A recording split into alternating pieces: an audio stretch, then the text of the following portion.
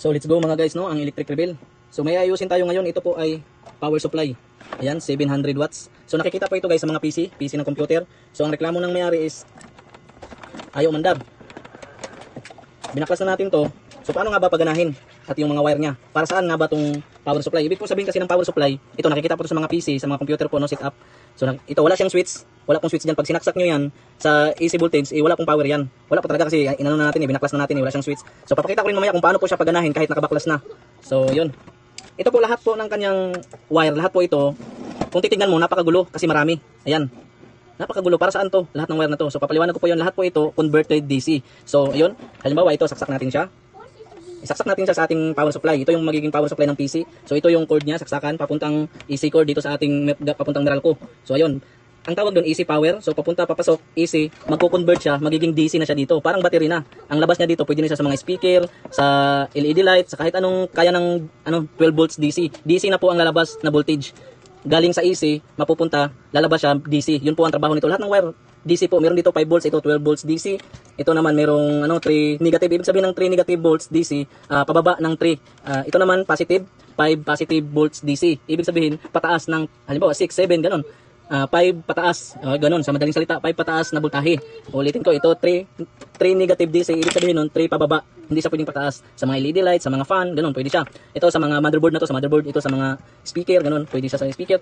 So ganun lang po, ito lang po, nagko-convert, nagiging DC na siya. Lahat ng wire na to, hindi po nakakalito yan, ito nagiging DC. Power supply, wala siyang ibang trabaho kundi supply. So ang reklamo, hindi daw gumana, hindi daw nag-on yung kanyang PC. So buksan natin. Yun ang trabaho ng power supply. 700 watts po ito. Doon ako sa tagal na, syempre matagal na rin sa PC nakakabit. Alam mo naman ito yung power supply.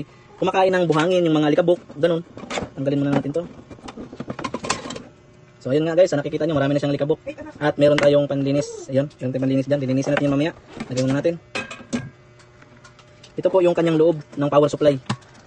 Yan po yung loob niya. Napakadumi na rin ng fan guys. So linisin muna natin. Yun nga guys, oh, may nakatanggal na dalawang wire.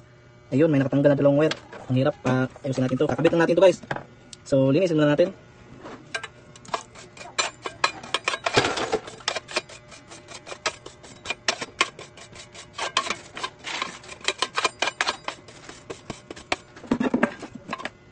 Yun, malinis na. Tabi na natin to.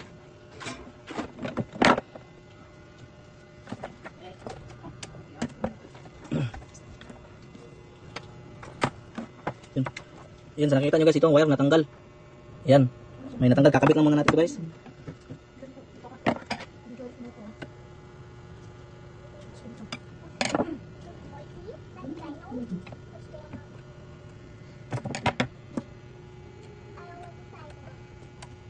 Ayun, okay na, nakakabit na. Then, linisin natin to guys. Yan, kita nyo po, napakadumi. Yan, nakikita nyo po. Madumi na, medyo matagal nang Gamit na gamit ko ito guys, kasi kahit hindi sa PC gagamitin, magagamit po ito sa mga mahilig po mag-DIY.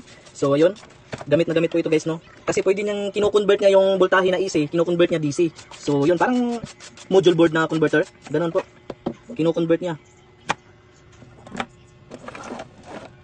Linisin natin yung kanyang para hindi naman nakakahiya sa may-ari. Linisin natin yung kanyang fan. Cooling fan po.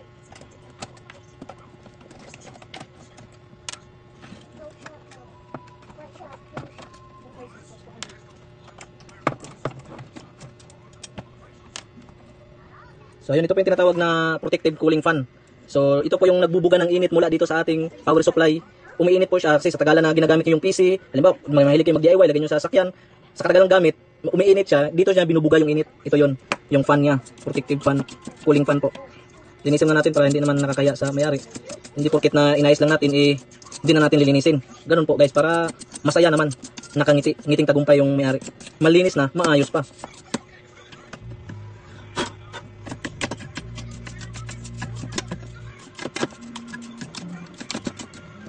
Hindi tayong toothbrush, toothbrushan natin yan guys.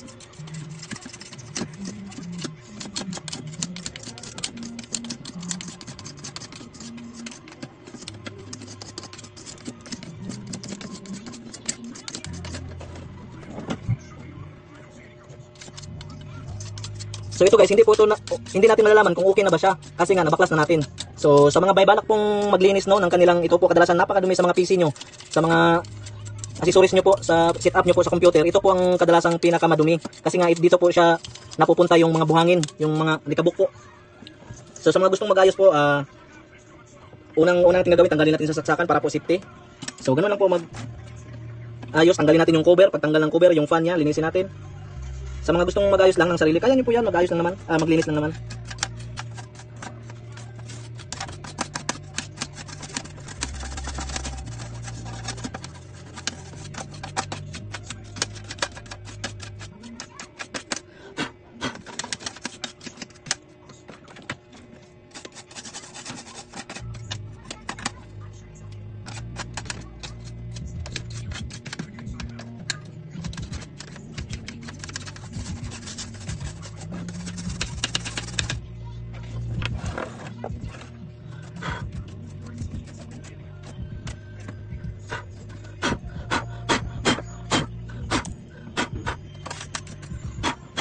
So yun, matutuwa na yung mayari nito guys.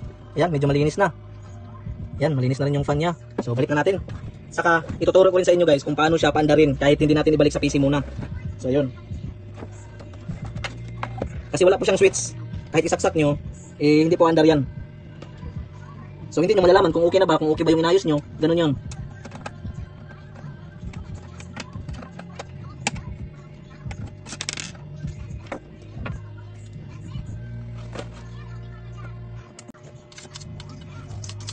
So ito guys, hindi natin malalaman kung okay na ba siya kasi nga nabaklas na natin.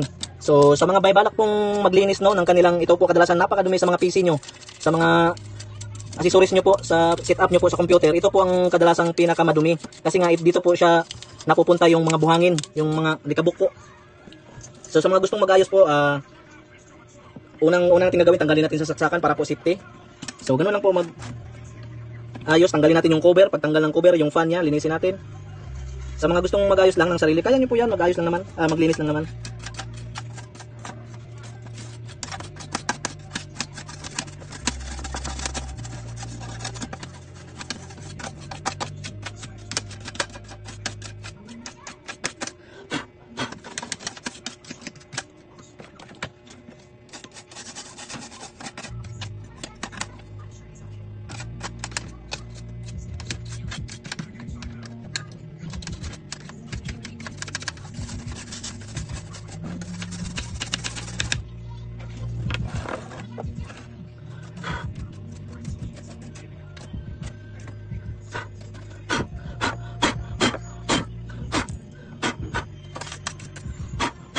So ayun, matutuwa na yung mayari nito guys.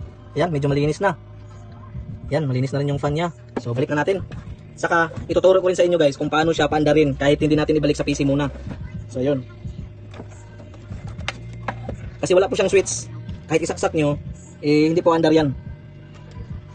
So hindi nyo malalaman kung okay na ba, kung okay ba yung inayos nyo. Ganun yun.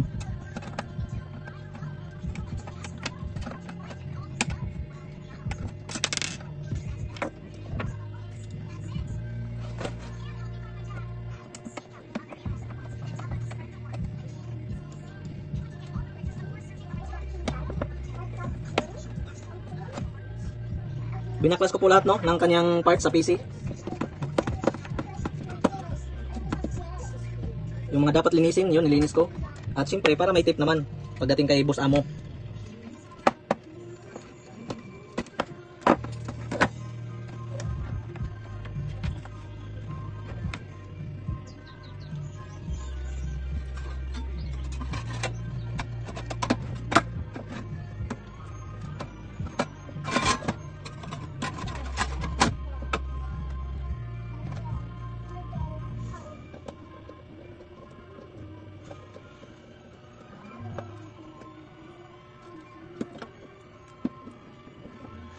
So bili po tayo ng ganito guys, so maliit na screw kasi kadalasan po ito sa mga appliance na maliliit din. Maliliit po yung screw gaya po nito.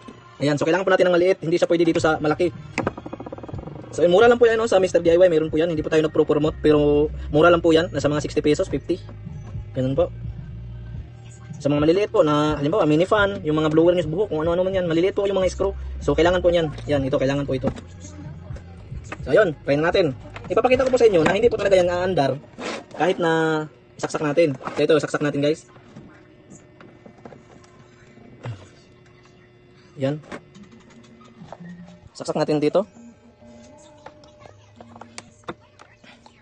Ayan, nakikita nyo yung fan, hindi siya umaandar. Kasi wala pong switch yan. So paano nga ba ito paandarin? Paano natin malalaman kung okay na ba yung ginawa natin? So ganito lang po ang gagawin natin. Siyempre una, bunutin muna natin sa saksakan. Yan, bunutin muna natin. At pupunta tayo dito sa papuntang motherboard supply. Ito yung papuntang motherboard supply. Ito, meron siyang 20, 2, 4, 6, 8, 10, 12, 14, 16, 18, 20 terminal. Ayan po, 20 terminal po yan. Tapos pwede pong dagdagan. Yung ibang PC computer kasi, naka-upgrade na. Ayan, may backup 4 terminal, 4 na terminal. So, pwedeng dagdagan. Ayan. Yan, may backup siya. So magiging 24 na siya, 24 terminal. Yung ibang PC, hindi na to kinakabit kasi hanggang 20 terminal lang sila. Tapos yung iba namang PC, 24 terminal, pwede rin to. So kahit saan po ito pong power supply, kahit saan PC po siya ikabit. So ang trabaho po niya, tulad ng sinabi ko, is magsusupply po, magproduce ng supply sa ating PC. So ayun, balik tayo sa topic natin kung paano po ito pandarin na wala tayong switch kasi wala tong switch, nakabakla siya eh. Dapat nakakabit siya sa ating PC para malaman natin may on off doon. Ito walang on off dito. So ganito lang yan. Kukuha tayo dito ng black wire. Ayan. Itong black wire galing din dito sa terminal dito sa loob yan. Halimbawa, ganyan, buo. Tinanggal ko lang siya. Binunot ko siya, tinanggal ko. So, ayun. Mamaya, babalik natin yan. Balatan natin. Yan. Pag nakuha nyo na yung kulay black, dito kayo pupunta sa papuntang motherboard ha. Pag nakuha nyo na itong kulay black, kahit anong black po. Diyan, kahit anong black. Itong isang black ang kinuha ko. Tapos, ipagdikit nyo sa lagi isang green. Isa lang yung green. Yan, nakikita nyo isang green. Yan yung papuntang switch. Switch po yan sa motherboard. So, ipagdikit natin, tusok natin dito sa linya ng green. Saan ba yung green? Ayan. Ayan, yung linya niya, pang ilan siya? Pang-apat? 1, 2, 3, 4, pang-apat. Dito natin itusok. Tusok natin. Yan. Yan na. Yan na guys, tusok na siya guys ha. Pwede rin naman hindi nyo tanggalin. Doon pa rin siya yung black. Kumuha lang kayo ng maliit na wire. Wala kasi ako noon maliit. Tapos itusok mo lang siya. Parang i-ano mo siya, i-series. Pwede rin yun para hindi mo natanggalin. Sa akin wala ako noon. Kaya ang ginawa ko, binunot ko yung isang black. Tapos itutusok ko siya sa green para mag-connect yung switch niya. So ayun, isaksak na natin. Saksak natin sa 230 volts. Ayan, sa nakikita nyo guys is, ayan, umikot na yung fan. Flashlight mo nga. So, ayan. Umiikot po yung fan. Ibig sabihin, gumana siya. Gumana na. Okay yung ginawa natin. Naayos natin siya. Yun po ang ibig sabihin. So, ayan, tignan nyo po. Ayan. Umikot na po yung kanyang fan. Ganun lang po magpaandar kasi wala pong switch yan. Yan. Kahit saan tignan mo dyan, wala tong siyang switch. Di mo siya mapaandar kung hindi mo gagawin yung ginawa ko. Ito.